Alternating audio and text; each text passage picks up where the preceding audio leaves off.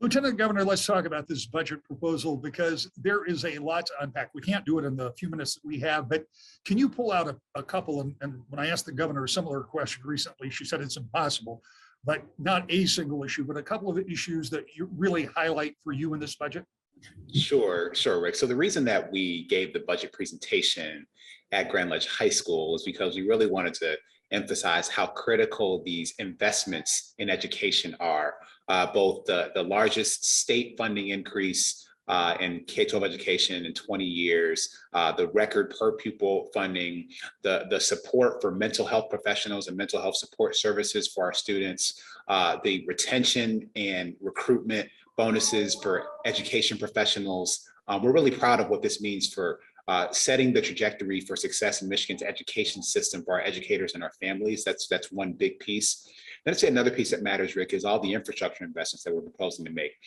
Really ramping up our connecting people to high quality, high speed, affordable internet access, continuing to build on the progress we've made fixing roads and bridges, the investment in pumping infrastructure and generators for to clear our freeways of heavy rains, which we've seen in a lot of the flooding events recently in Michigan.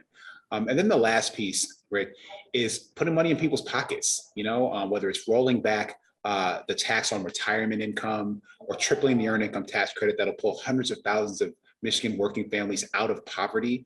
This budget is a reflection of our priorities that really boil down to putting Michiganders first and positioning them for success.